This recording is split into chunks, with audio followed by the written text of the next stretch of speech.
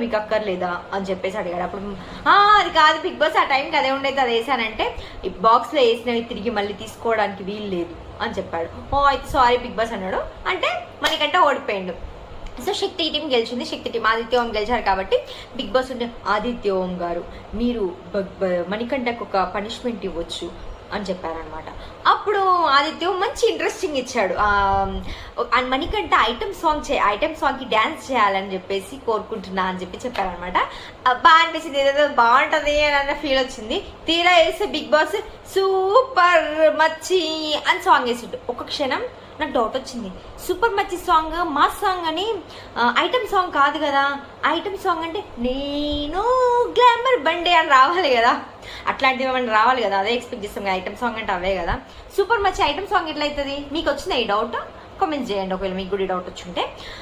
దాని తర్వాత ఆయన ఏదో ఎగిరాడు, అదే సరిగ్గా